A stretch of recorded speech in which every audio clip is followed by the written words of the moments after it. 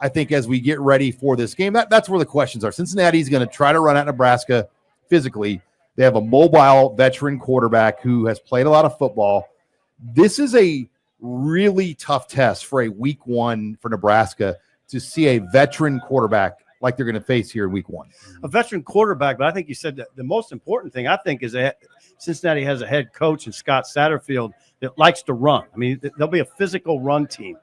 I think what I'll be writing about on Thursday night is how well Nebraska holds up against the run. Do they hold up against the run? I mean, that'll tell. I think this game will tell us a lot. Yeah, I would think Cincinnati would attack.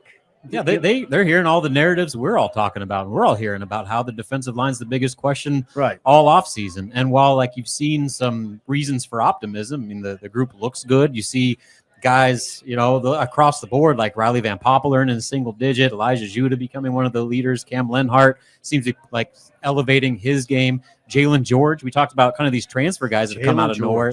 He just got mentioned again by E.J. Barthel about like defensive line guys that have impressed him on the offensive side of the ball. 295. First guy he mentioned was Jalen George. So, they've got pieces. Keona Davis.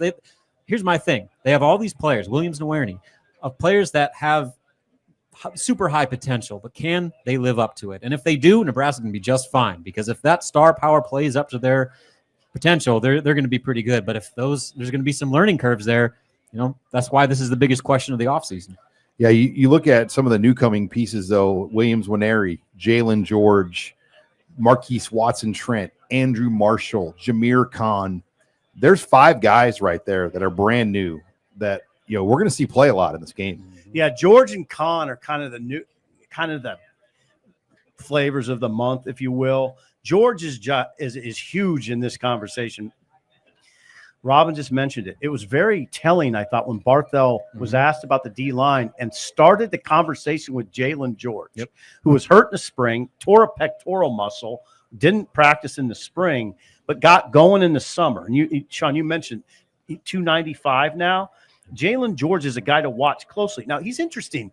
He played on Collins High School in Georgia on a state championship team. He was overshadowed by Travis Hunter, but like Dominic was telling me, it's Dominic Raiola, that George was like the star player on that team outside of Hunter. So, and he had 100 tackles as a defensive lineman. It's amazing he only went to East Tennessee State. I don't understand that. But then he became an all-conference player at East Tennessee State. He was all-conference. So I'd watch George close. I don't know how Khan factors in. Is he a nickel? Is that what you're talking about? Yeah, probably that spot where Malcolm Hartstog was playing a lot last year. Okay. I think there's going to be kind of a rearranging of the secondary furniture pieces where you'll see Marquise Buford and Hartstog back further from the action. Singleton. You're going to see Deshaun Singleton kind of closer to the fight more. He's going to be in the box more. And obviously you got 2 lockdown corners, Sierra Wright and Andrew Marshall. Right. Yeah, Sierra Wright. I mean, what I'm told is that Sierra Wright, if you said, okay, who are their best defenders? I hear a lot of Sierra Wright.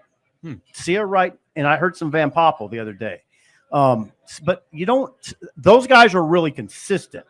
Now here's the thing. Who's the stars? I don't know who the stars on defense are, but if you're looking for the best players, the most consistent, you might start that conversation with Sierra Wright and maybe Van Poppel. I mean, Van Poppel got a single digit. Yeah. And that's notable for a young guy like that who redshirted last year to earn the respect of his teammates, to earn that vote. And a lot of people say, well, it's just a jersey number. It means something internally. You can think about it what you want, but inside, those players don't take that lightly. No, and Riley Van Poppel has the respect of his teammates to earn one of those single digits without really having done much on the field to back it up. That shows that what his value is off the field and the type of presence he has in the locker room and in the classroom and all that. Will black shirts be handed out then? I guess would it be Friday or Saturday? I would assume sometime this week. Maybe Thursday. Game week. So we'll see how they handle that. That'll be captain voting, black shirts. Matt Rule's never done captains, but I do think you might the first 2 years he's not had elected cap. I do think you might see captains this year. They didn't have elected captains the first 2 years. Now, how would it look, do you think? I think you would have elected captains with an element of a rotating captain with them, like maybe a rotating guy with like the elected guys. Okay, that makes sense. That's kind of my read from conversations I've had. So we'll see if that happens. Got a couple super chats I want to get in. Kurt chimes in. Says, good evening, Robin, Sean, Sip, and Abby, ready for the 2025 season with the best show around. this year feels different in a good way. Thank you, Kurt. Be careful with the names, Sean. Oh, yeah, shoot. I think you're good so far. I'm John O'Reilly. I'm all right there. Yeah, Right? you're fine. Thanks, John. Yeah, you're fine. He's got his real picture on there, unless it's a fake picture. You just be careful. Red Ben. Am I all right there? Ooh, Yeah, I think so. you're okay. Sometimes you get, Right. Oh, Sean, you're from South Omaha. I get it's it. a trap. Yeah. What's the success credit going to be between the offense and the defense? Meaning, if the season's successful, I think the offense. I think if this offense can consistently put up 35-plus points a game, that's going to be hard to beat. 35-plus points would put Nebraska, I bet it'd be close to the top 25 nationally. So I think that's doable. In the Big Ten, it's hard to be much more than that. Right, exactly. But no, I think that the formula is it's got to be about 35 a game, and the specials have got to be a lot better. I mean, they have to be a lot better. Now you have a punter that becomes a weapon. That could help the defense a lot. No doubt. But I think you got to move the sticks and keep the ball. I think that's why they keep saying emphasize routine plays.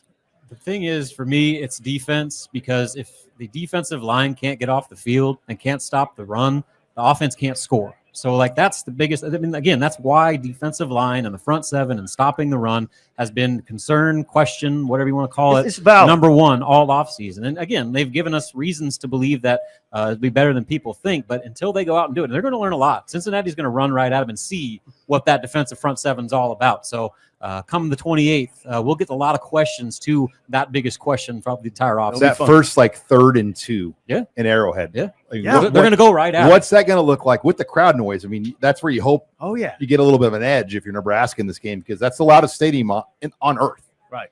Oh, in terms of decibel you're levels. exactly right. Those short yardage situations early in the game will be critical. And Husker fans could maybe draw some penalties. Now, I want to say one thing about the defense, though, Sean. If the defense isn't what you want in game one, that doesn't mean it can't become what you want. Correct. Teams evolve. I mean, the good teams get better as the season goes on. We haven't seen that from Nebraska. I think we've almost forgotten what that looks like. But just if the defense is a little shaky early, which I anticipate, that doesn't mean it'll be shaky late. They can get better as the season goes on. And that 4-man rush, what does that 4-man rush look like? Are they getting to quarterbacks with 4? Or they have to get exotic with blitzes, and that's where you can get into trouble. They're strong blitzing teams, so we've gotten messages. I mean, I don't know what to make of it, but that we know that they're a strong blitzing team, and we know they're a good man coverage team. Now, what does that mean in the big picture? I don't know, but that they have blitzers.